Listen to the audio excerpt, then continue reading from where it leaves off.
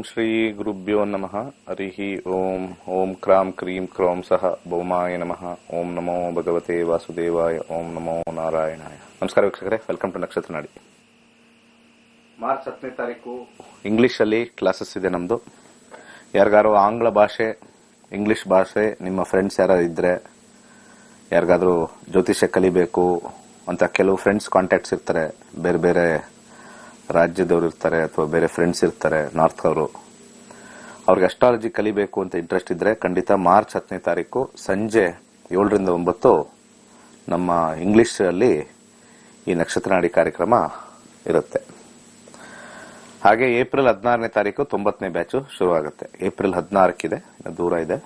ಯಾರು ಮಿಸ್ ಆಗಿರೋದು ಮತ್ತೆ ಸೇರ್ಕೊಳ್ಬೇಕು ಅಂತ ಆಸೆ ಇರ್ತಕ್ಕಂಥವ್ರು. ಇವತ್ತು ಸೂರ್ಯ ಮತ್ತೆ ಮಂಗಳನ ಬಗ್ಗೆ ಮಾತಾಡೋಣ. ಜಾತಕದಲ್ಲಿ ಸೂರ್ಯ ಮತ್ತೆ ಮಂಗಳ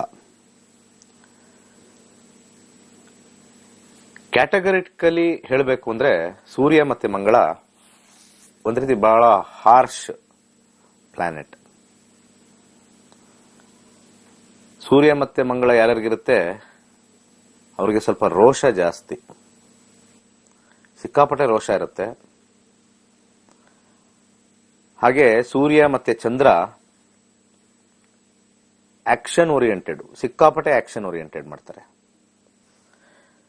ಇನ್ನೊಂದು ಏನು ಮೇನ್ ವಿಚಾರ ಅಂತಂದ್ರೆ ಸೂರ್ಯ ಮತ್ತೆ ಚಂದ್ರ ಓವರ್ ಆಕ್ಟಿವಿಟಿ ಅಂತ ಹೇಳ್ತೀವಿ ನಾವು. ಯಾರ ಜಾತಕದಲ್ಲಿ ಸೂರ್ಯ ಮತ್ತೆ ಮಂಗಳ, ಚಂದ್ರ ಅಲ್ಲ ಮಂಗಳ, ಸೂರ್ಯ ಮತ್ತೆ ಮಂಗಳ, ಅಂಗಾರಕ, ಭೌಮಾಯ ಎಲ್ಲ ಒಂದೇ, ಕುಜ.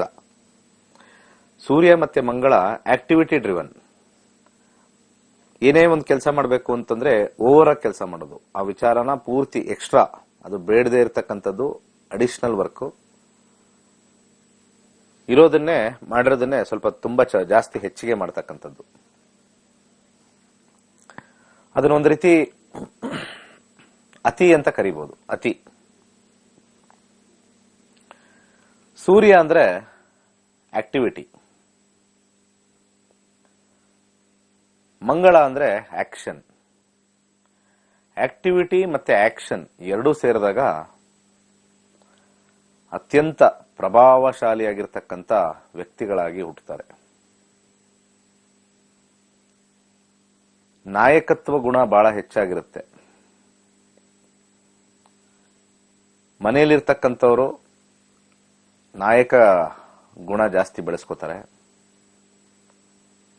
ಸ್ತ್ರೀ ಜಾತಕದಲ್ಲಿ ಸೂರ್ಯ ಮತ್ತೆ ಮಂಗಳ ಎರಡೂ ಇದ್ರೆ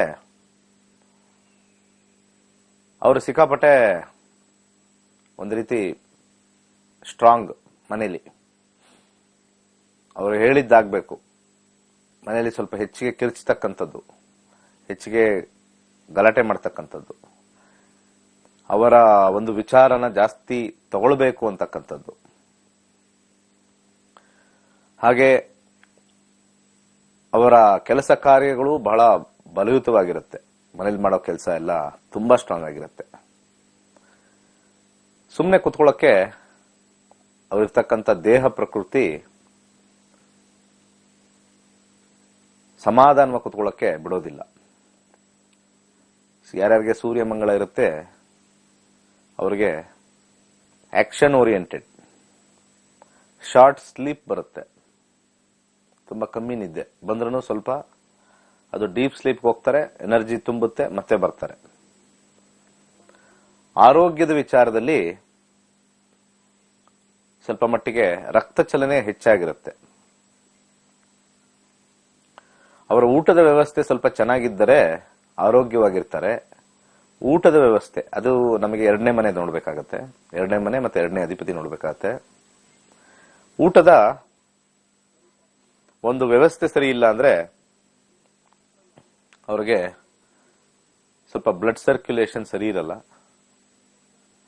ಮತ್ತೆ ಬ್ಲಡ್ ಪ್ರೆಷರ್ ಬರ್ತಕ್ಕಂಥ ಚಾನ್ಸಸ್ ಬಹಳಷ್ಟಿರುತ್ತೆ. ಸೂರ್ಯ ಮಂಗಳ ಇವೆರಡು ಆಲ್ಮೋಸ್ಟ್ ಹಾರ್ಟ್ ಅಟ್ಯಾಕ್ಗೆ ಬಹಳ ಕಾರಕವಾಗಿದೆ. ಹಾರ್ಟ್ ಅಟ್ಯಾಕ್ ಸೂರ್ಯ ಮಂಗಳ ಅದ್ರ ಜೊತೆಗೆ ಡೆಫಿನೆಟ್ಲಿ ಎರಡಕ್ಕೂ ಆಗತ್ತೆ. ಚಂದ್ರ, ಯಾಕಂದ್ರೆ ಚಂದ್ರ ಕರ್ಕಾಟಕಕ್ಕೆ, ಮಂಗಳ ಬ್ಲಡ್ಗೆ, ಬುಧನೂ ಸೇರುತ್ತಲ್ಲಿ ನರ್ವ್ಸ್ಗೆ. ಸೊ ಈ ಎಲ್ಲಾ ಗ್ರಹಗಳು ಸೇರುತ್ತೆ ಆ ಟೈಮಲ್ಲಿ. ಹಾರ್ಟ್ ಅಟ್ಯಾಕ್ ಅಂದ್ರೆ ಬರೀ ಒಂದೆರಡು ಗ್ರಹ ಹೇಳ್ತಾ ಇಲ್ಲ, ಸೂರ್ಯಚಂದ್ರ ಸೂರ್ಯ ಮಂಗಳ ಅಂತ ಹೇಳ್ತಾ ಇಲ್ಲ. ಹಾರ್ಟ್ ಅಂತ ಒಂದು ರೀಜನ್ ನಾವು ತಗೊಂಡಾಗ ಸೂರ್ಯನಿಗೆ ಕಾರಕ, ಇದಕ್ಕೆ ಹಾರ್ಟ್ಗೆ ಕಾರಕ ಸೂರ್ಯ. ಸೂರ್ಯನಿಗೆ ಆತ್ಮಕಾರಕ ಅಂತ ಕರೀತಾರೆ, ಅಲ್ಲಿರ್ತಕ್ಕಂಥ ಆತ್ಮಕಾರಕ. ರಕ್ತಕ್ಕೆ ಕಾರಕ ಚಂದ್ರ, ರಕ್ತ ಚಲನೆಗೆ ಕಾರಕ ಮಂಗಳ. ಆ ರಕ್ತ ಹೋಗ್ತಕ್ಕಂಥ ಹಾದಿ ಇದೆಯಲ್ಲ, ಆ ಹಾದಿ ಬಂದ್ಬಿಟ್ಟು ಬುಧ. ಈ ಹಾದಿನ ಬ್ಲಾಕ್ ಮಾಡತಕ್ಕಂಥದ್ದು ಗುರು. ಹಾಗೆ ಈ ಹಾದಿಲಿ ಒಂದು ಚೋಕ್ ಮಾಡತಕ್ಕಂಥದ್ದು, ಚೋಕ್ ಅಂತ ಹೇಳ್ತೀವಲ್ಲ, ರಾಹು. ಇನ್ನ ಸೂರ್ಯ ಮತ್ತೆ ಕೇತು ಈ ವಿಚಾರದಲ್ಲಿ ತಲೆ ಹಾಕಲ್ಲ. ಹಾರ್ಟ್ ಅಟ್ಯಾಕ್ಗೆ ಇಷ್ಟು ಕೂಡ ಬಾಡಿ ಫಂಕ್ಷನಿಂಗ್ ಅಲ್ಲಿ ಗ್ರಹಗಳನ್ನ ಹೇಳಿದ್ದಾರೆ. ಮೊದಲು ಬಹಳ ಇಂಪಾರ್ಟೆಂಟ್ ಆಗಿರ್ತಕ್ಕಂಥದ್ದು ಸೂರ್ಯ. ಸೂರ್ಯನೇ ಪ್ರಮುಖವಾಗಿರ್ತಕ್ಕಂಥದ್ದು. ಸೂರ್ಯ ಆದ್ಮೇಲೆ ಬರ್ತಕ್ಕಂಥದ್ದು ಚಂದ್ರ, ಬ್ಲಡ್ಗೋಸ್ಕರ. ಸೊ ಯೂಶಲಿ ಏನಾಗುತ್ತೆ, ಸೂರ್ಯ ಮತ್ತೆ ಮಂಗಳ ಸೇರಿದಾಗ ಬ್ಲಡ್ ಸರ್ಕ್ಯುಲೇಷನ್ ಜಾಸ್ತಿ ಇರೋದ್ರಿಂದ ಇನ್ನು ಉಳಿದ ಗ್ರಹಗಳು ಕಾಯ್ತಾ ಇರ್ತವೆ. ಈ ಬ್ಲಡ್ ಸರ್ಕ್ಯುಲೇಷನ್ ಸ್ಪೀಡ್ ಆದಾಗ ಚೋಕ್ ಆಗ್ತಕ್ಕಂಥದ್ದು. ಸೂರ್ಯ ಮತ್ತೆ ಮಂಗಳ ಇರತಕ್ಕಂಥ ವ್ಯಕ್ತಿಗಳು ಎನರ್ಜಿ ಜಾಸ್ತಿ ಇರೋದ್ರಿಂದ ಅವ್ರಿಗೆ ಎಕ್ಸರ್ಸೈಸ್ ಮಾಡಕ್ಕೆ ಬಹಳ ಖುಷಿ ಆಗುತ್ತೆ. ಎಕ್ಸರ್ಸೈಸಿಂಗ್ ಬಹಳ ಇಷ್ಟ, ರನ್ನಿಂಗ್ ಇಷ್ಟ, ಓಟ ಇಷ್ಟ, ಹಾಗೆ ಜಿಮ್ಗೆ ಹೋಗ್ತಕ್ಕಂಥದ್ದು. ಮತ್ತೆ ಇನ್ನೊಂದು ಏನ್ ಹೇಳ್ತಾರೆ, ನಮ್ಮ ಈ ಯೋಗ ಮತ್ತೆ ಜುಂಬಾ, ಎಷ್ಟೊಂದು ವಿಚಾರಗಳಿದಾವೆ. ಅದೆಲ್ಲವೂ ಕೂಡ ಆಸೆ ತರಿಸ್ತಕ್ಕಂಥದ್ದು, ದೈಹಿಕವಾಗಿ ಮನಸ್ಸಿಂದ ತರಿಸ್ತಕ್ಕಂಥದ್ದು ಸೂರ್ಯ ಮತ್ತೆ ಮಂಗಳ. ಮಕ್ಕಳಲ್ಲಿ ಸೂರ್ಯ ಮತ್ತೆ ಮಂಗಳ ಜೊತೆಲಿದ್ದರೆ ಸ್ಪೋರ್ಟ್ಸ್ ಆಕ್ಟಿವಿಟಿ ಬಹಳ ಇಷ್ಟಪಡ್ತಾರೆ. ಸೂರ್ಯ ಮತ್ತೆ ಮಂಗಳ ಜಾತಕದಲ್ಲಿ ನೋಡಿ ಸ್ವಲ್ಪ ಸ್ಪೋರ್ಟ್ ವಿಚಾರದಲ್ಲಿ ಇರ್ತಾರೆ. ಅದು ಬಹಳ ಇಂಪಾರ್ಟೆಂಟ್. ಮತ್ತೆ ಈ ಕಾಂಬಿನೇಷನ್ ಇರ್ತಕ್ಕಂಥವ್ರು ದಶಾಭುಕ್ತಿಗಳಲ್ಲಿ ಈ ಗ್ರಹ ಬಂದಾಗ ಡೆಫಿನೆಟ್ಲಿ ಸಕ್ಸಸ್ ಆಗ್ತಕ್ಕಂಥದ್ದು ಹೆಚ್ಚಾಗಿ ತೋರಿಸುತ್ತೆ. ಸಕ್ಸಸ್ ಆಗ್ತಕ್ಕಂಥದ್ದು ಬಹಳ ಹೆಚ್ಚಾಗಿ ತೋರಿಸ್ತಕ್ಕಂಥದ್ದು. ಇದಕ್ಕೊಂದು ನೆಗೆಟಿವ್ ಸೈಡ್ ಇದೆ. ಸೂರ್ಯ ಮತ್ತೆ ಮಂಗಳಕ್ಕೆ ಒಂದು ನೆಗೆಟಿವ್ ಸೈಡ್ ಇದೆ. ಈ ನೆಗೆಟಿವ್ ಸೈಡ್ ಅಂತಂದ್ರೆ ಜನ ಯಾರು ಸ್ವಲ್ಪ ಹೋರಾಡ್ತಾರೆ, ಈ ಒಂದು ಹೋರಾಟಕ್ಕೆ ಹೊರಡತಕ್ಕಂಥ ಕೆಲವರು ವ್ಯಕ್ತಿಗಳು, ಹಾಗೆ ಲೀಡರ್ ಆಗ್ತಕ್ಕಂಥ ವ್ಯಕ್ತಿಗಳು ಸೂರ್ಯ ಮಂಗಳ. ಈ ಸೂರ್ಯ ಮಂಗಳಿಗೆ ರಾಹು, ಕೇತು ಅಥವಾ ಶನಿಯ ಇನ್ವಾಲ್ವ್ಮೆಂಟ್ ಅಥವಾ ದೃಷ್ಟಿ ಇದ್ದಾಗ ಸಮಾಜವನ್ನು ಅವರು ಒಂದು ಸಮಾಜ ಘಾತುಕ ಅಂತ ಕರಿಬಹುದು. ಘಾತುಕ ಕೆಲಸವನ್ನು ಮಾಡಕ್ಕೆ ಇಷ್ಟಪಡ್ತಾರೆ. ಒಂಥರ ರೌಡಿಸಮ್ ಅಂತ ಅನ್ಕೋಬಹುದು. ಒಂಥರ ರೌಡಿಸಮ್ ಅಂತ ಅನ್ಕೋಬಹುದು.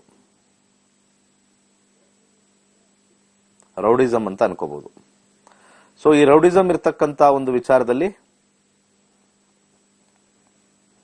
ಸೂರ್ಯ ಮತ್ತೆ ಮಂಗಳ ಬಹಳ ಸ್ಟ್ರಾಂಗ್ ಆಗಿರ್ತಕ್ಕಂಥದ್ದು.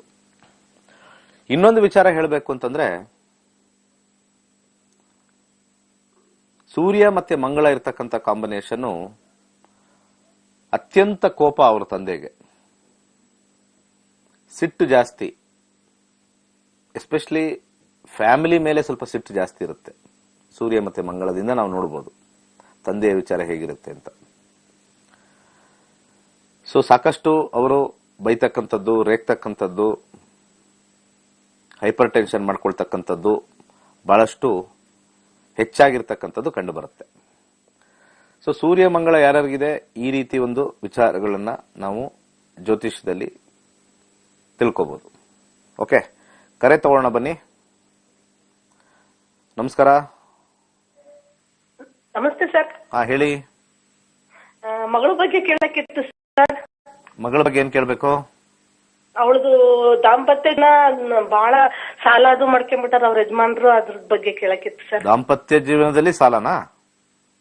ಅಲ್ಲ, ಮದ್ವೆ ಆಗಿದೆ ಅವಳದು. ಹ್ಮ್. ಮದ್ವೆ ಆದ್ಮೇಲೆ ವಿಪರೀತ ಸಾಲ ಅದು ಮಾಡ್ಕೊಂಡ್ಬಿಟ್ಟಿದ್ದಾರೆ, ತೀರ್ಸಕ್ಕೆ ಆಗ್ತಾ ಇಲ್ಲ. ಅವ್ರದ್ದು ಡೇಟ್ ಆಫ್ ಬರ್ತ್ ಐತಿ ಸರ್ ಅವ್ರದ್ದು ಕೂಡ. ಏನು ಪ್ರಶ್ನೆ ಶಾಸ್ತ್ರಕ್ಕೆ ಹೋಗೋಣ ಸರ್ ನಾನು? ಒಂದೇ ನಿಮಿಷ. ಡೇಟ್ ಆಫ್ ಬರ್ತ್ ಇದೆಯಾ? ಯಾರ್ದು? ಅವ್ರದೇ ತಗೊಳ್ಳಾ?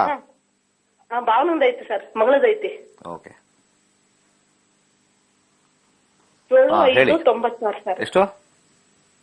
ಮತ್ತೆ 7ನೇ ತಾರೀಕು 5ನೇ ತಿಂಗಳು 96. 7ನೇ ತಾರೀಕು 5ನೇ ತಿಂಗಳು 96ನೇ ಇಸ್ವಿ. ಸಮಯ? ಮತ್ತೆ 11:45 ರಾತ್ರಿ ಸರ್. ಹುಟ್ಟಿದ ಊರು? ಮತ್ತೆ ಹರಿಹರ ಸರ್ ಅವ್ರದ್ದು ಹುಟ್ಟಿರೋದು. ಭರ್ತಿ ಸಾಲ ಮಾಡ್ಕೊಂಡ್ರ ಸರ್. ಅವ್ರ ಮನೆ ಪನೆ ತಗಂತಾರ. ಈಗ 5 ವರ್ಷ ಆತ್ ಮದ್ವೆ ಆಗಿ ಸರ್. ಇದೇ ಜೀವನ ಆಗಿದೆ. ಅಳ್ತಾಳೆ. ಅದಕ್ಕೋಸ್ಕರ ನಿಮ್ಗೋಸ್ಕರ ಫೋನ್ ಮಾಡಿದೆ ಸರ್ ನಾನು. ಸರಿ ಸರಿ. ಎಷ್ಟು ದಿವಸ ಆಯ್ತು ಮದುವೆ ಆಗಿ? ಮತ್ತೆ 17ರಲ್ಲಿ ಮದ್ವೆ ಆಗಿರೋದು ಸರ್. 2017ರಲ್ಲಿ. 2017ರಲ್ಲಿ. ಹ್ಞೂ ಸರ್. ಒಂದೇ ನಿಮಿಷ.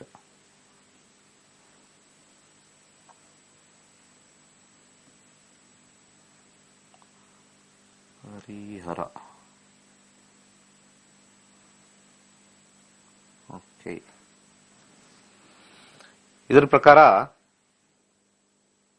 7/5/1996 23:45 ಹರಿಹರ, ಕರ್ನಾಟಕ. 1ರಿಂದ 249 ಒಂದು ಸಂಖ್ಯೆ ಹೇಳಿ. ಮತ್ತೆ 55 ಸರ್. ಯಾಕಂದ್ರೆ ಇದರಲ್ಲಿ ಸ್ವಲ್ಪ ಕರೆಕ್ಟ್ ಆಗಿ ಬರ್ದೇ ಇರೋ ಕಾರಣ ಪ್ರಶ್ನಾಶಾಸ್ತ್ರಕ್ಕೆ ಹೋಗೋಣ. ಪ್ರಶ್ನಾಶಾಸ್ತ್ರ ನಮಗೆ ಸದ್ಯದ ಒಂದು ಪ್ರಶ್ನೆಗೆ ಉತ್ತರ ಕ್ಲೀನ್ ಆಗಿ ಕೊಡುತ್ತೆ. 4, 8, 5.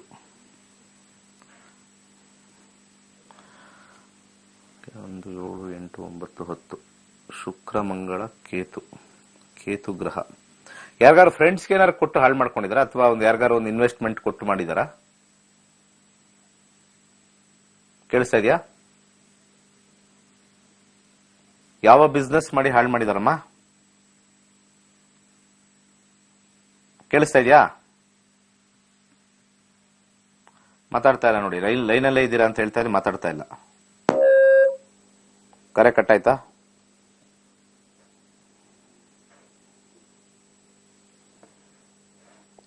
ನಮಸ್ಕಾರ. ನಮಸ್ಕಾರ, ಮಾತಾಡಿ ಸರ್. ನಮಸ್ಕಾರ ಸರ್. ಹೇಳಿ ಸರ್. ನಾವು ಧಾರವಾಡಿಂದ ಮಾತಾಡತ್ತೀವಿ ಸರ್. ಹೇಳಿ ಸರ್. ಒಂದ್ 10 ಗುಂಟೆ ಜಾಗ ಇದೆ ಸರ್, ಹಿಡಿಬೇಕಂತ ಮಾಡತ್ತೇವ. ಏನ್ ಹಿಡಿಬೇಕು ಅದನ್ನ? ಸೈಟ್ ಜಾಗ ಇದೆ ಸರ್, ಸೈಟ್. ಏನ್ ಹಿಡಿಬೇಕು? ತಗೋಬೇಕಾ? ಹಾ ಸರ್.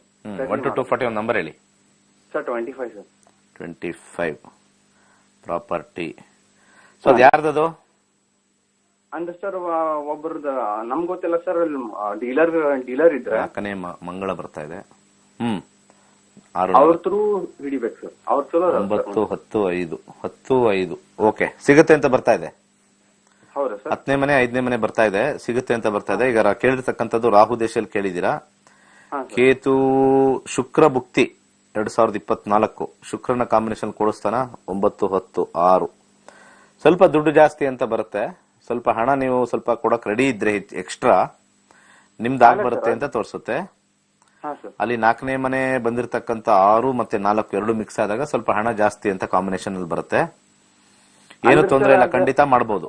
ಏನ್ ಹೇಳಿ? ಹಾಗಲ್ಲ ಸರ್, ಈಗ ಅದ ಜಾಗ ಹಿಡಿಬೇಕು ಬೇಡ ಸರ್?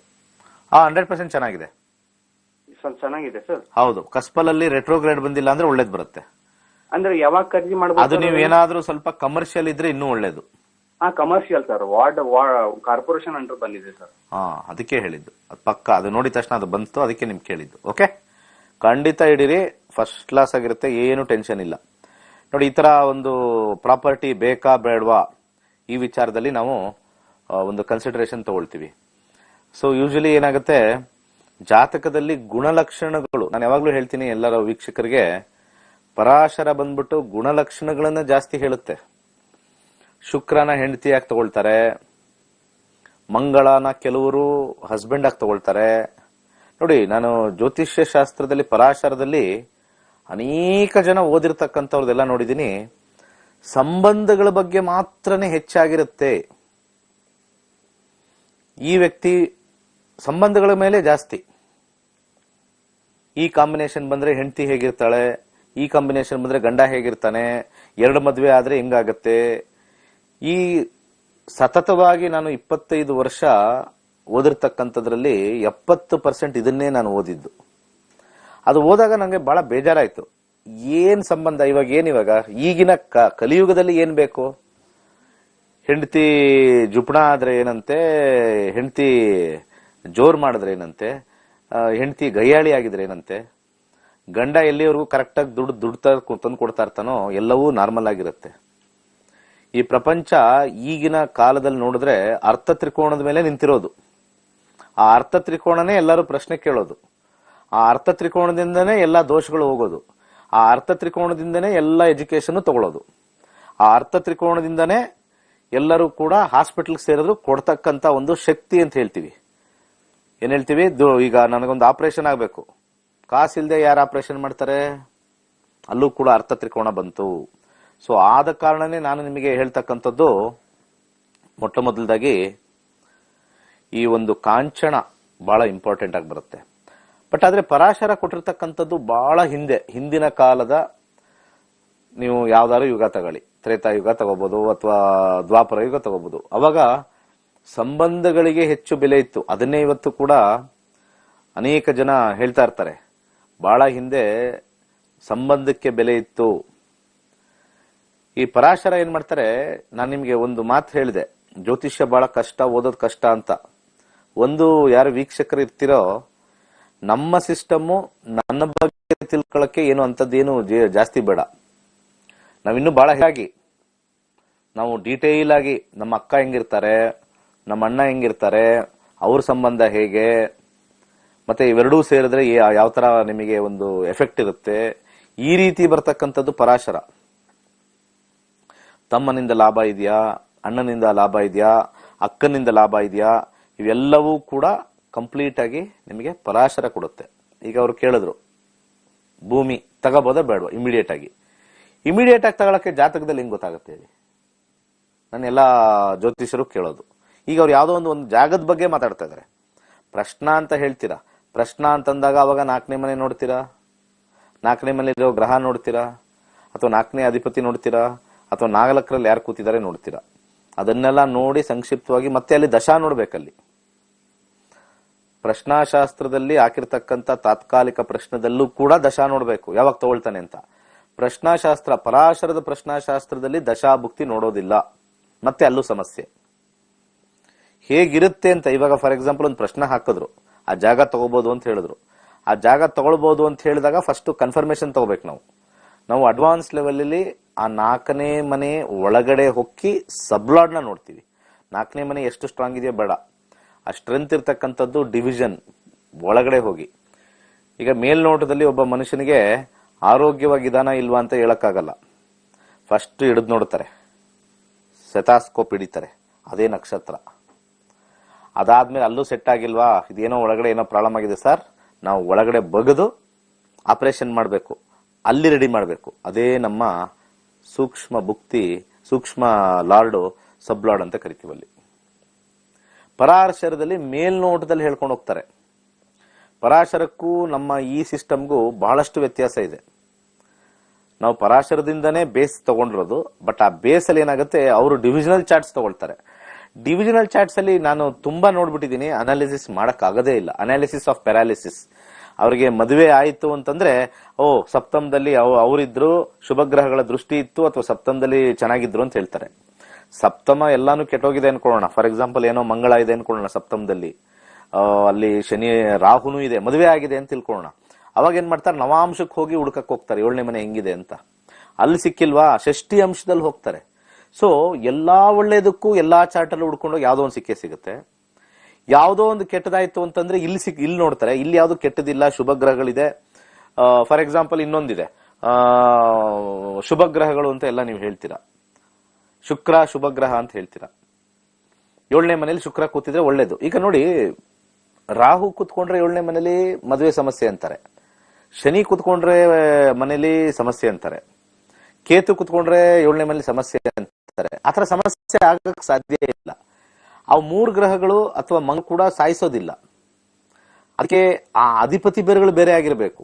ಅದಕ್ಕೆ ಈ ಒಂದು ಕರ್ನಾಟಕದಲ್ಲಿ ಎಲ್ಲ ಅರ್ಧ ಬೆಂದ ಮಡಿಕೆನೆ, ಜ್ಯೋತಿಷ್ಯದಲ್ಲಿ ಅರ್ಧ ಬೆಂದಿರೋದು ಮಡಿಕೆ. 7ನೇ ಮನೆಯಲ್ಲಿ ಮಂಗಳ ಕೂತಿದ ತಕ್ಷಣ ಅಲ್ಲೊಬ್ರು ಕಾಂಪೌಂಡರ್ ಹೇಳ್ತಾರೆ ಇದು ಕುಜದೋಷ ಸ್ಟ್ರಾಂಗ್ ಆಗಿದೆ ಅಂತ. ಅವನೇನಾರು ನವಮಾಧಿಪತಿ ಆಗಿದ್ರೆ, ಅವನೇನಾರು ಸಪ್ತಮಾಧಿಪತಿ ಆಗಿದ್ರೆ, ಅವನೇನಾರು ದ್ವಿತೀಯಾಧಿಪತಿ ಆಗಿದ್ರೆ, 7ನೇ ಮನೇಲಿ ಕೂತ್ಕೊಂಡಿದ್ರೆ ಎಂತ ಬ್ಯೂಟಿಫುಲ್ ಕಾಂಬಿನೇಷನ್ ಗೊತ್ತಾ ಮದುವೆಗದು. 7ನೇ ಮನೆಯಲ್ಲಿ ಮಂಗಳ, ಆ ಮಂಗಳ 2ನೇ ಓನರ್ ಅವನು, ಅರ್ಥ ಆಯ್ತಲ್ಲ. 9ನೇ ಓನರು, 11ನೇ ಓನರು. ಮದುವೆನೇ ಎಷ್ಟು ಚೆನ್ನಾಗಿ ಮಾಡ್ಕೊಡ್ತಾನೆ ಅಂತಂದ್ರೆ ಫೆವಿಕಾಲ್ ಜೋಡು, ಫೆವಿಕಾಲ್ ಕಾ ಜೋಡ್ ಹೇ ಅಂತ ಹೇಳ್ಬೇಕು. ಇದನ್ನ ಯಾರು ಹೇಳ್ತಾರಾ?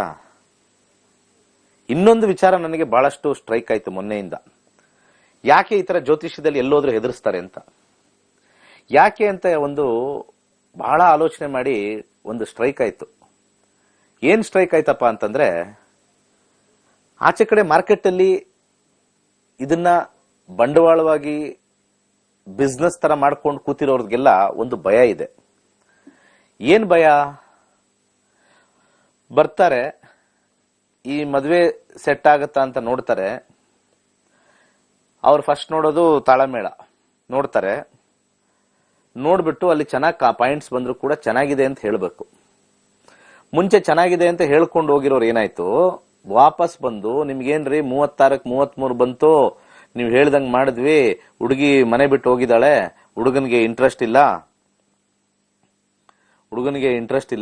ಅಥವಾ ಹುಡುಗ ಬೇರೆ ಕಡೆ ಹೋಗಿದ್ದಾನೆ, ನೀವು ಇದು ಚೆನ್ನಾಗಿದೆ ಅಂತ ಹೇಳಿದ್ರಲ್ರಿ, 36ಕ್ಕೆ 33 ಬಂತಲ್ರಿ, ಗಣಕೂಟ ಎಲ್ಲ ಫಸ್ಟ್ ಕ್ಲಾಸ್ ಆಗಿದೆಯಲ್ರಿ, ಏನ್ರಿ ಹಿಂಗ್ ಮಾಡಿದ್ರಿ ಅಂದ್ರೆ ಅವ್ರಿಗೆ ಅವಾಗ ನಾಚಿಕೆ ಅವಮಾನ ಆಗಿದೆ. ಇದೆಲ್ಲ ಹಿಂದೆ 5 ವರ್ಷದ ಹಿಂದೆ ನಡೆದಿರ್ತಕ್ಕಂಥ 10 ವರ್ಷದ ಘಟನೆಗಳು ನಿಮ್ಗೆ ಹೇಳ್ತಾ ಇದ್ದೀನಿ, ಸಾದರ ಪಡಿಸ್ತಾ ಇದ್ದೀನಿ. ಅವ್ರಿಗೆ ಅನುಭವಗಳಾಯ್ತು. ಯಾಕಂದ್ರೆ ಅವ್ರು ಯಾರೂ ಕೂಡ ಕಾಂಪೌಂಡರ್ಗಳು ದಶಾಭುಕ್ತಿ ನೋಡಿ ನಿರ್ಣಯ ಮಾಡ್ಲಿಲ್ಲ.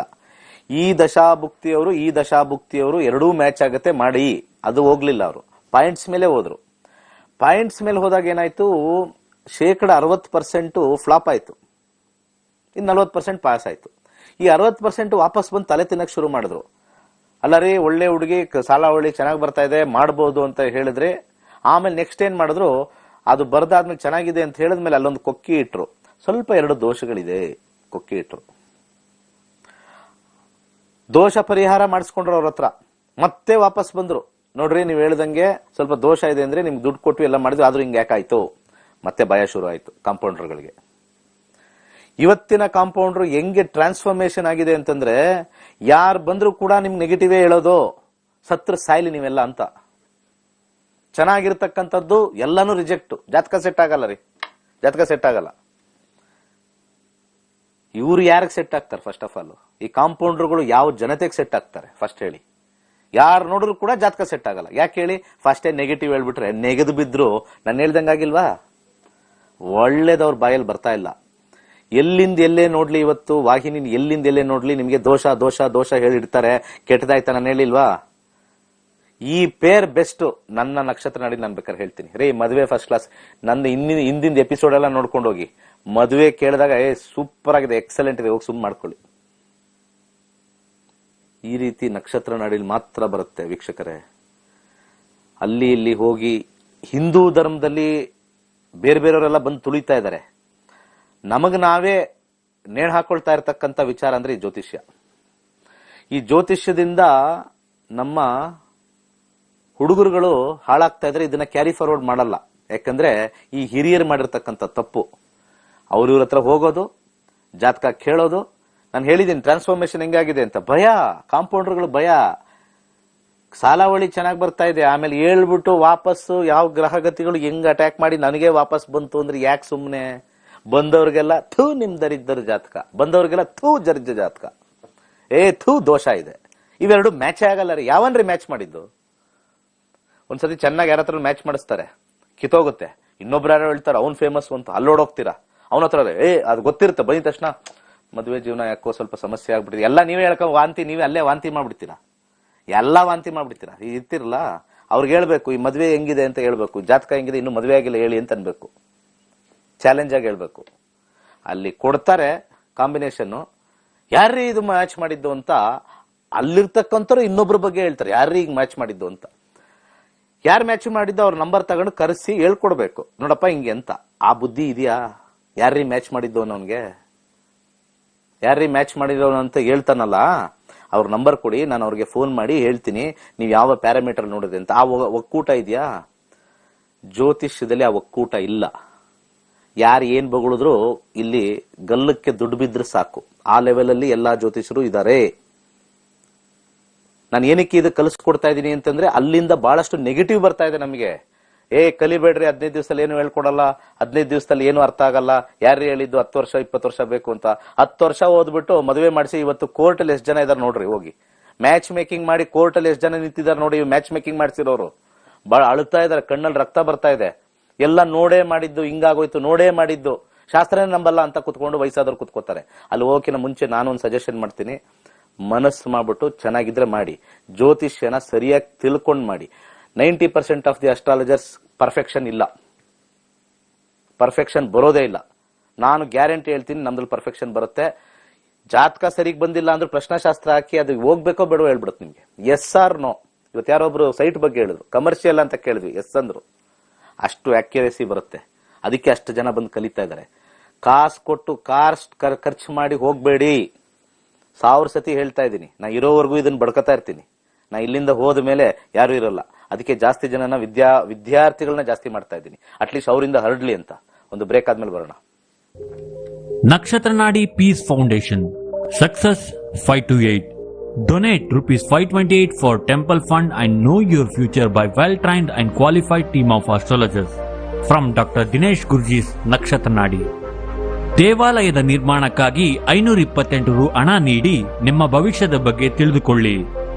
ನಿಮ್ಮ ಭವಿಷ್ಯದ ಬಗ್ಗೆ ತಿಳಿಸಲಿದ್ದಾರೆ ನಕ್ಷತ್ರ ನಾಡಿ ಖ್ಯಾತಿಯ ಡಾಕ್ಟರ್ ದಿನೇಶ್ ಗುರ್ಜೀರವರ ಜ್ಯೋತಿಷ್ಯ ತಂಡ. ಧನ್ಯವಾದಗಳು.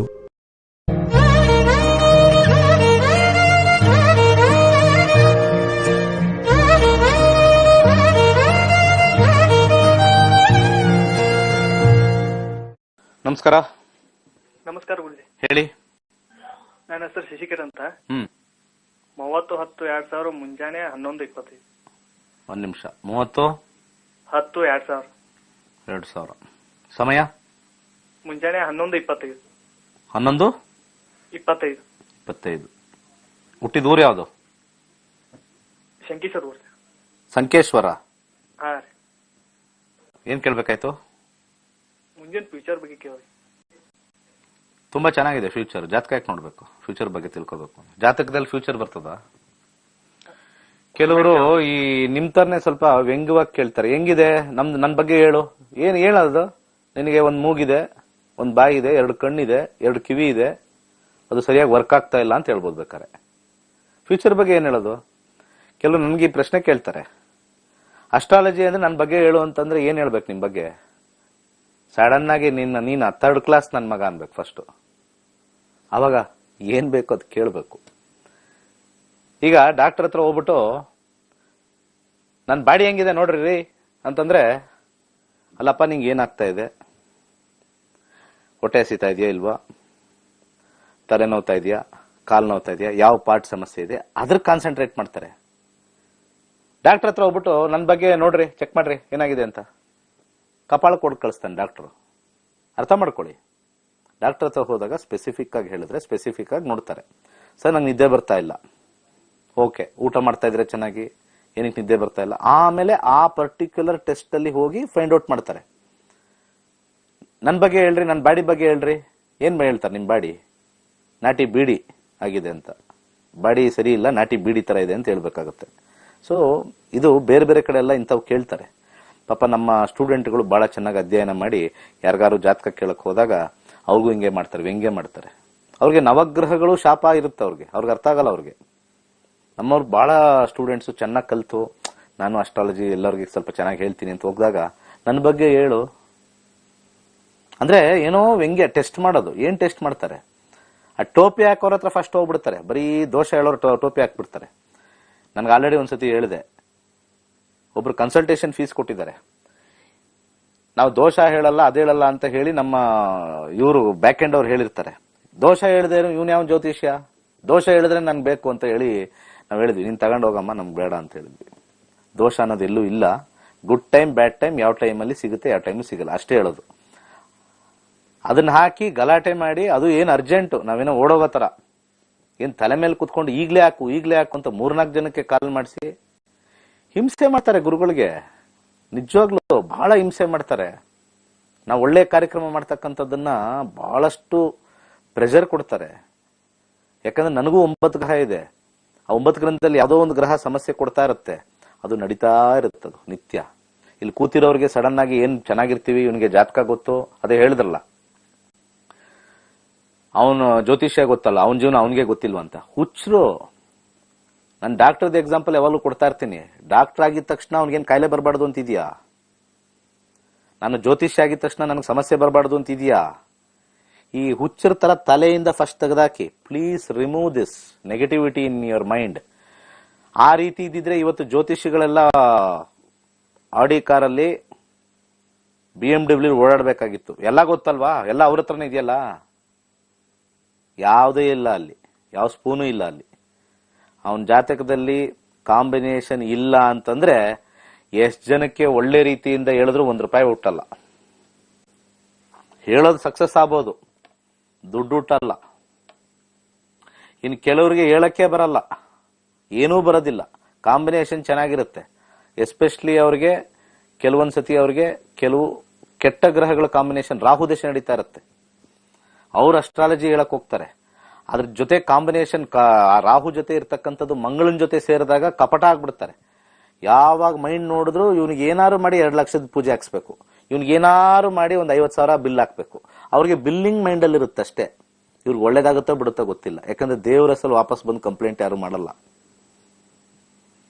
ಎಲ್ಲಿಂದ ಎಲ್ಲೇ ನೋಡಿ ಇವತ್ತಿನ ದಿವಸ ಪೂಜೆಗಳಿಗೆ ಕ್ಯಾಶ್ ತಗೊಳ್ತಾರೆ. ಇವತ್ತೆಲ್ಲ ಗವರ್ಮೆಂಟ್ ಸರ್ಕಾರ ಎಲ್ಲ ಹೇಳ್ತಾ ಇದೆ ಕ್ಯಾಶ್ ಡೀಲ್ ಮಾಡಬಾರ್ದು ಅಂತ. 100% ಚಾಲೆಂಜ್ ಮಾಡ್ತೀನಿ. ಯಾರ್ಯಾರು 25,000 ಮೇಲೆ ಪೂಜೆ ಮಾಡಿಸ್ತಿರೋ ನೀವೆಲ್ಲ ಕ್ಯಾಶ್ ಕೊಟ್ಟೆ ಪೂಜೆ ಮಾಡಿಸ್ಬೇಕು. ಚೆಕ್ ಕೊಟ್ಟು ನೋಡಿ, ಚೆಕ್ ಅಕ್ಸೆಪ್ಟ್ ಮಾಡಲ್ಲ. ಯಾಕೆ ಹೇಳ್ಬಿಡಿ, ವರ್ಕ್ ಆಗಿಲ್ಲ ಅಂದ್ರೆ ವಾಪಸ್ ನಮ್ಮನೆ ಗುಬ್ತಾರೆ ಅಂತ ಗೊತ್ತು. ಕಾನ್ಫಿಡೆನ್ಸ್ ಇಲ್ಲ ರೀ ಅವ್ರ ಸಬ್ಜೆಕ್ಟ್ ಮೇಲೆ. 100% ಕಾನ್ಫಿಡೆನ್ಸ್ ಇಲ್ಲ. ನಮ್ದೆಲ್ಲ ಪರ್ಫೆಕ್ಟ್. ನಾವು ಕ್ಲಾಸಿಗೆ ಬರ್ತೀರಾ, ಅಕೌಂಟ್ ಅಲ್ಲಿ ಹಾಕಿ GST ಪೇ ಮಾಡ್ತೀವಿ, ನೀಟಾಗಿ ಹೇಳ್ಕೊಡ್ತೀವಿ, ಆಪ್ ಕೊಡ್ತೀವಿ, ನಿಮ್ ಹಣೆ ಬರ ಏನು ಅಂತ ತೋರಿಸ್ತೀವಿ, ಅದಕ್ಕೆ ಏನೇನ್ ಮಾಡ್ಕೋಬೇಕು ಅದಕ್ಕೆಲ್ಲ ರೆಮಿಡೀಸ್ ಕೊಡ್ತೀವಿ. ಮುಗೀತು, ಪೀರಿಯಡ್. ಹೋಗ್ತಾ ಇರಬೇಕು. That is what is.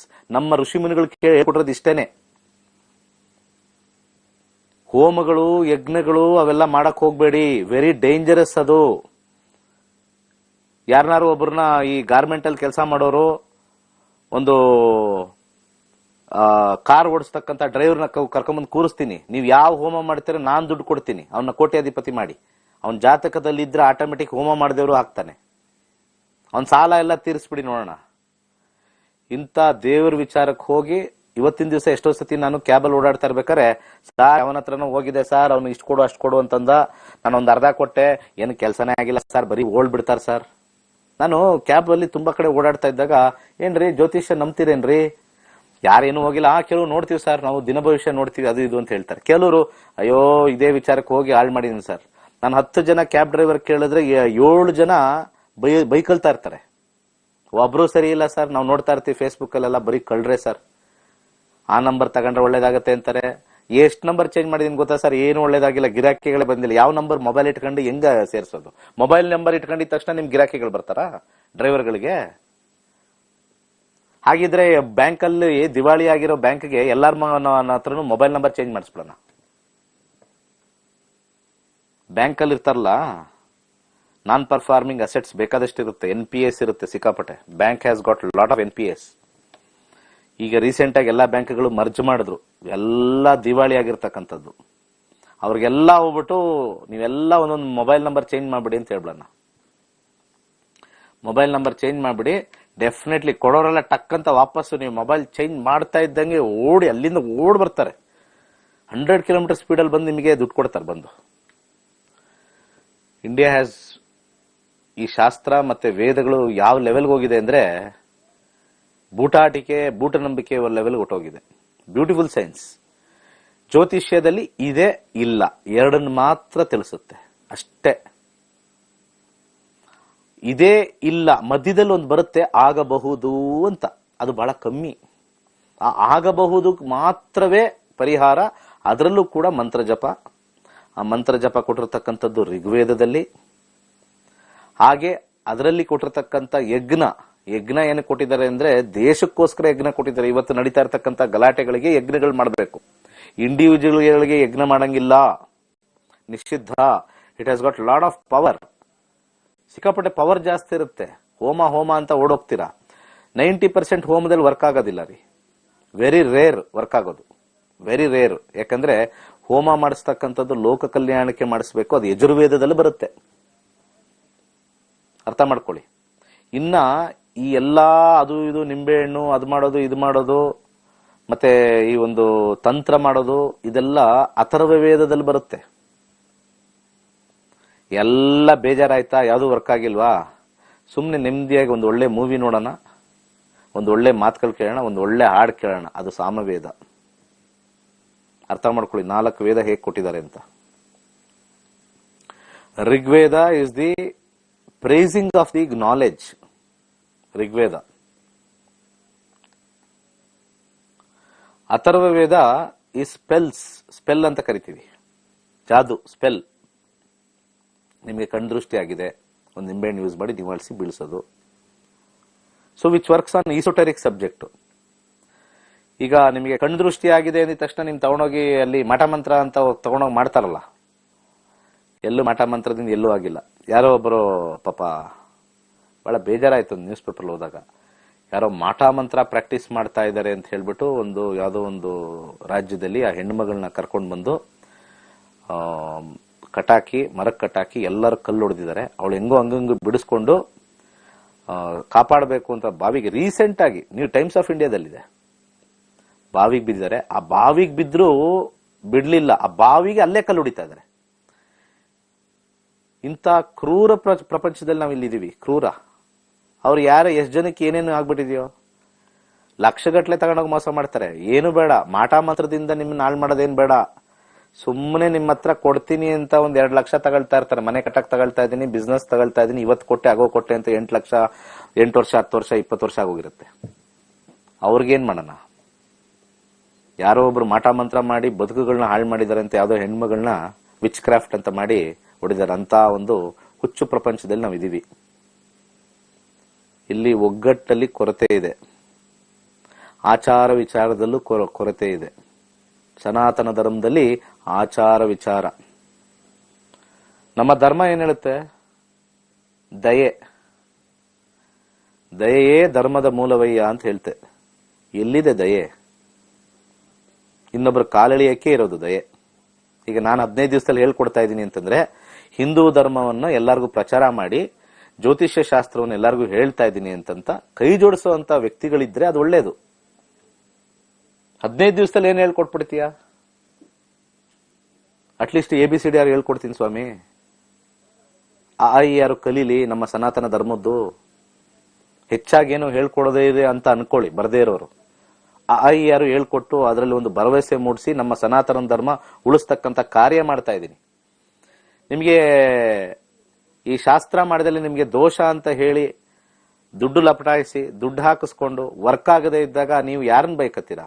First of all ಅವ್ನು ಮಾಡಿಸ್ತವನಂತೂ ಬೈಕಳ್ತಾ ಇರ್ತೀರಾ ಡೆಫಿನೆಟ್ಲಿ 200%.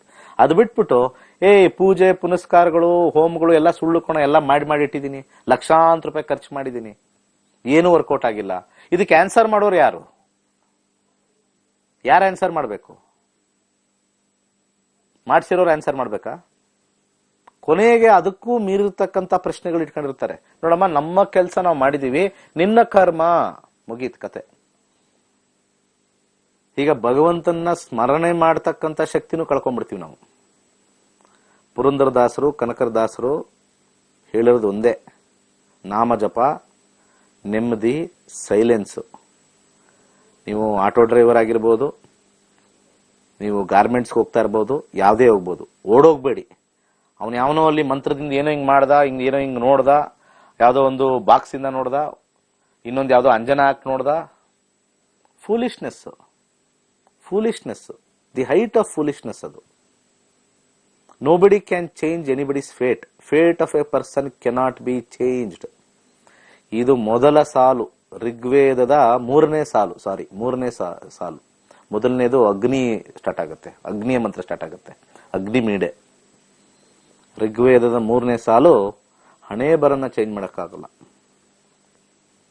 ಅದನ್ನ ಆಲ್ಟರ್ ಮಾಡ್ಕೋಬಹುದು ಅಷ್ಟೇ, ಬಟ್ ನಿಮ್ಮ expectation of the alteration is very very high. ಅದು ಆಗಕ್ಕೆ ಸಾಧ್ಯ ಇಲ್ಲ. ಸೊ ಜೀವನ ಹೇಗಿದೆ ಲೈಫ್ ಅಂತ ಹೇಳಿದ್ರೆ ನಾನು ಆನ್ಸರ್ ಮಾಡೋದಿಲ್ಲ. ಮುಂದಿನ ಕರೆ ಸ್ಪೆಸಿಫಿಕ್ ಆಗಿರ್ಬೇಕು. ಜಾಬ್ ಬೇಕಾ ಜಾಬ್, ದುಡ್ಡು ಬೇಕಾ ದುಡ್ಡು. ಲೈಫ್ ಹೆಂಗಿರುತ್ತೆ? ಚೆನ್ನಾಗಿರುತ್ತೆ. ಎಲ್ಲಿವರೆಗೂ ನಿಮ್ಗೆ ಕ್ಯಾನ್ಸರ್ ಬರೋರು ಅಲ್ಲಿವರೆಗೂ ಚೆನ್ನಾಗಿರ್ತೀರ. ಕ್ಯಾನ್ಸರ್ ಬಂತು ಅಂದ್ರೆ ನಿಮ್ಗೆ 10 ಕೋಟಿ ಕೊಡ್ತೀನಿ ಅಂದ್ರೆ ಬೇಡ ಅಂತೀರ. Health is the prime. ಕಲಿಯುಗದಲ್ಲಿ ಹೆಲ್ತ್ ಅದೇ ಹೊಡ್ತಾ ಬಿಡುತ್ತೆ ನೋಡಿ. ಮುಂದೆ ಹೋಗ್ತಾ ಹೋಗ್ತಾ ತಿಂತಕ್ಕಂಥ ಆಹಾರ ಎಲ್ಲ ಕಲಬೆರಕೆ. The most dangerous thing in final will be health. ಯಾಕಂದ್ರೆ 9ನೇ ಮನೆ ನಾಶ ಆಗ್ತಾ ಇರುತ್ತೆ. ಮೇಷದಿಂದ 9ನೇ ಮನೆ ಧರ್ಮದ ಮನೆ, ಹೆಲ್ತ್ ಮನೆ. ಅದು ಅಲ್ಲಿ ನಾಶ ಆಗ್ತಾ ಬರುತ್ತೆ. ಗುರುವಿನ ತತ್ವ ಕಮ್ಮಿ ಮಾಡ್ಕೋತಾ ಇರ್ತೀವಿ, ಫೈರ್ ಕಮ್ಮಿ ಆಗ್ತಾ ಇರುತ್ತೆ. Fire burns everything. ಒಂದು ತಿಳ್ಕೊಳ್ಳಿ, ಪಂಚಭೂತಗಳಲ್ಲಿ ಫೈರ್ ಬರ್ನ್ಸ್ ಎವ್ರಿಥಿಂಗ್, ಏನು ಉಳಿಸಲ್ಲ. ಅದಕ್ಕೆ ಅಗ್ನಿ ತತ್ವ 9ನೇದು. ಫೈರ್ ಕಮ್ಮಿ ಆಗ್ತಾ ಬರುತ್ತೆ. ಸೂರ್ಯ ಇಸ್ ಬರ್ನಿಂಗ್ ಔಟ್. ಸೂರ್ಯನ್ಗೆ ಒಂದು ಏಜ್ ಇದೆ ಸೈಂಟಿಫಿಕ್ ಆಗಿ. It is burning out. The more it reduces, ಅದು ಎಕ್ಸ್ಪ್ಯಾಂಡ್ ಆಗ್ತಾ ಇದೆ. ಅದರ ಶಾಖ ಕಮ್ಮಿ ಆದಾಗ ಇಲ್ಲಿ ನಮ್ಮ ಭೂಮಿ ಮೇಲೆ ಈ ಆಹಾರ ಪದ್ಧತಿ, ಬೇಕಾಗಿರ್ತಕ್ಕಂಥ ರಿಕ್ವೈರ್ಡ್ ಎನರ್ಜಿ ಕಮ್ಮಿ ಆಗುತ್ತೆ. ಎವ್ರಿಥಿಂಗ್ ಗೆಟ್ಸ್ ಡಿಪ್ಲಿಟಿಯೇಟೆಡ್ ಸೈಂಟಿಫಿಕ್ ಆಗಿ. ಅದೇ ತರ ನಮ್ಮ ಕಲಿಯುಗ ಅಂತ್ಯನೂ ಅದೇ ತರ ಬರೆದಿದ್ದಾರೆ.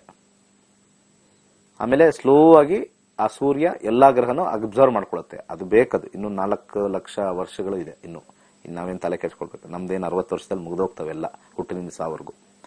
ಸೊ ಕೇಳ್ಬೇಕಾದ್ರೆ ಪ್ರಿಸೈಸ್ ಆಗಿ ಕೇಳಿ. ನಮ್ಮ ಪ್ರೋಗ್ರಾಮ್ ನೋಡ್ಕೊಂಡು ಕರೆಕ್ಟಾಗಿ ಕೇಳಿ, ಕಲ್ತ್ಕೊಳ್ಳಿ. ನಾನು ಇಲ್ಲಿ ಕಲಿಸ್ತಕ್ಕಂಥ ವಿಚಾರ ಬಂದಿರೋದು ಮಾರ್ಚ್ 10ನೇ ತಾರೀಕು ಇಂಗ್ಲಿಷ್ ಅಲ್ಲಿರುತ್ತೆ, ಏಪ್ರಿಲ್ 16ನೇ ತಾರೀಕು ಕನ್ನಡದಲ್ಲಿರುತ್ತೆ. ನಮಸ್ಕಾರ. ನಮಸ್ಕಾರ ಗುರುಜಿ. ಹೇಳಿ. ಅದೇ 30/10/2000 ಗುರುಜಿ. 30/10/2000. ಸಮಯ ಮುಂಜಾನೆ 11:25 ಗೌರ್ಮೆಂಟ್ ಜಾಬ್ ಐತಿ. ಮುಂಜಾನೆ 11:25 ಗೌರ್ಮೆಂಟ್ ಜಾಬ್ ಐತಿ. ಹುಟ್ಟಿದೂರು ಸಂಕೇಶ್ವರ್ ಗುರುಜಿ. ಮತ್ತೆ ಲೈನಲ್ಲೇ ಇದ್ದೀರಿ ನೀವು ಇನ್ನು? ಹೌದು ಗುರುಜಿ. ಕಟ್ ಮಾಡಿ ಅಂತ ಹೇಳಿದ್ನಲ್ರಿ ಬ್ಯಾಕ್ ಎಂಡ್. ಇವ್ರನ್ನ ಕಟ್ ಮಾಡಿ ಬಿಸಾಕಿ ಅಂತ ಹೇಳಿದ್ರು, ಇವ್ ಹಂಗೆ ಲೈನಲ್ಲಿ ಇಟ್ಕೊಂಡಿದ್ದೀರಾ. ಇವ್ರನ್ನೆಲ್ಲ ನಾವು ಲೈನಲ್ಲಿ ಇಟ್ಕೊಳ್ಳಲ್ಲ. ಯಾಕಂದ್ರೆ ಇವರೆಲ್ಲ ನಮ್ಮ ಹಿಂದೂ ಧರ್ಮನ ಉದ್ಧಾರ ಮಾಡೋರಲ್ಲ. ಶಾಸ್ತ್ರನ ಉದ್ಧಾರ ಮಾಡಬೇಕು. ಕೇಳಿದ್ದೀರಾ ಅಂತ ಹೇಳ್ತೀನಿ, ಅದು ನನ್ನ ಧರ್ಮ. 6ನೇ ಮನೆ ರಾಹು ರೆಟ್ರೋಗ್ರೇಡ್ ಆಗಿದೆ. ಸರಿಯಾಗಿ ಒಂದು ಕೆಲಸ ಮಾಡಲ್ಲ ನೀವು. ಸರಿಯಾಗಿ ರೆಟ್ರೋಗ್ರೇಡ್ 6ನೇ ಮನೆ ಬಂದ್ರೆ ಒಂದು ಕೆಲಸದ ಮೇಲೆ ಇಷ್ಟ ಆಗಲ್ಲ. ಒಳ್ಳೆ ಕೆಲಸ ಇರ್ತದೆ, ಅಲ್ಲಿ ಬೇಜಾರು, ನನಗೆ ಇಂಥದ್ದು ಇರಬಾರ್ದಾಗಿತ್ತು ಅಂತ ರಾಹು. ಹಾಗೆ 6, 8, 10, 43 ಕೇತುವಿನ ಕಾಂಬಿನೇಷನ್ ಚಂದ್ರ. ಕೇತುನಲ್ಲಿ 10, 11. Yes, okay. ಕೇತು 23ರಲ್ಲಿ ಸೂರ್ಯನಲ್ಲಿ ಶನಿ ಮತ್ತೆ ಬುಧ. ಶನಿ 5 ಮತ್ತೆ 10. ದುಡ್ಡು ಕೊಟ್ಟು ಕಳ್ಕೊತಾರವ್ರು. ಸೊ ಒಂದು ಸಜೆಷನ್, ಒಂದು ಆರೆಂಜ್ ಕಲರ್ ಥ್ರೆಡ್ ಕಟ್ಟಿ ಅದ್ರ ಜೊತೆಗೆ ಒಂದು 6 ಮುಖದ ರುದ್ರಾಕ್ಷಿ ಹಾಕಿ ಒಳ್ಳೇದಾಗತ್ತೆ. ಓಕೆ. ಸೊ ನಾನು ಹೇಳೋದು ಒಂದೇ ವಿಚಾರ. ಶಾಸ್ತ್ರ ನಂಬಿ ಹೋದ ಮೇಲೆ ಶಾಸ್ತ್ರನ ಮತ್ತೆ ಶಾಸ್ತ್ರಿಗಳನ್ನ ಬೈಕಳಿ, ಶಾಸ್ತ್ರನ ಬೈಬಾಡಿ. ನನ್ನ ಮೂಲ ಉದ್ದೇಶ ಇವತ್ತು ಮಾತಾಡಿರ್ತಕ್ಕಂಥ ಪೂರ್ತಿ ಒಂದು ಸಣ್ಣ ಒಂದು ಕ್ಯಾಪ್ಸ್ಯೂಲ್ ಅಲ್ಲಿ ಹೇಳ್ಬೇಕು ಅಂತಂದ್ರೆ, ನೀವು ಎಲ್ಲಿ ಬೇಕಾದ್ರೂ ಹೋಗೋ ಅಧಿಕಾರ ಇದೆ, ಎಲ್ಲಿ ಬೇಕಾದ್ರೂ ಹೋಗಿ. ನಾನು ಅದನ್ನ ನೀವು ಅಲ್ಲಿ ಹೋಗ್ಬೇಡಿ ಮಾಡಬೇಡಿ ಅಂತ ಹೇಳ್ತಾ ಇಲ್ಲ. ಅಲ್ಲಿ ಹೋದ ನಂತರ ನಮ್ಮ ಹಿಂದೂ ಧರ್ಮದ ಶಾಸ್ತ್ರ ಸರಿ ಇದೆ, ಹೇಳ್ತಕ್ಕಂಥವ್ರು ಸರಿ ಇಲ್ಲ ಅನ್ನೋ ಒಂದು ಮಂತ್ರನ ಹೇಳ್ಕೊಂಡು ಹೋಗಿ. ನನಗೆ ಇವತ್ತಿಂದ ಈ ಮಂತ್ರ ಚೇಂಜ್ ಮಾಡ್ತಾ ಇದ್ದೀನಿ. ಹಿಂದೂ ಶಾಸ್ತ್ರ ಕರೆಕ್ಟ್ ಇದೆ, ಹೇಳ್ತಕ್ಕಂಥವ್ರು ಸರಿ ಇಲ್ಲ, ಆ ಮಂತ್ರ ಹೇಳ್ಕೊಂಡೋಗಿ ನಮ್ಮ ಹಿಂದೂ ಸಂಪ್ರದಾಯ ಸನಾತನ ಧರ್ಮ ಅತ್ಯುತ್ತಮ ಅಂತ ಹೇಳ್ಕೊಂಡು ಹೋಗಿ. ಸರೋಗಿಲ್ವಾ ಬಿಟಾಕಿ. ಶಾಸ್ತ್ರವನ್ನು ಸರಿಯಾಗಿ ಹೇಳ್ತಕ್ಕಂಥ ಮಾರ್ಗೋಪಾಯ ಅವ್ರಿಗೆ ಗೊತ್ತಿಲ್ಲ ಅಂತ ತಿಳ್ಕೊಂಡು ವಾಪಸ್ ಬನ್ನಿ ಹೊರತು ನಾನು ದೇವ್ರ ನಂಬಲ್ಲ, ನಾನು ಶಾಸ್ತ್ರ ನಂಬಲ್ಲ. No to believe it. Unless if you don't know, how can you believe it? Once you believe it, you adapt it. Once you adapt, you adore it. Once you adore, you enjoy it. ಒಳ್ಳೆದಾಗ್ಲಿ. ಸರ್ವೇ ಜನ ಸುಖಿನೋ ಭವಂತು. Nakshatranaadi Peace Foundation. Success 528. Donate ₹528 for temple fund and know your future by well-trained and qualified team of astrologers. From Dr. Dinesh Gurjee's Nakshatranaadi. ದೇವಾಲಯದ ನಿರ್ಮಾಣಕ್ಕಾಗಿ 528 ರು ಹಣ ನೀಡಿ ನಿಮ್ಮ ಭವಿಷ್ಯದ ಬಗ್ಗೆ ತಿಳಿದುಕೊಳ್ಳಿ. ನಿಮ್ಮ ಭವಿಷ್ಯದ ಬಗ್ಗೆ ತಿಳಿಸಲಿದ್ದಾರೆ ನಕ್ಷತ್ರನಾಡಿ ಖ್ಯಾತಿಯ ಡಾಕ್ಟರ್ ದಿನೇಶ್ ಗುರ್ಜೀರವರ ಜ್ಯೋತಿಷ್ಯ ತಂಡ. ಧನ್ಯವಾದಗಳು.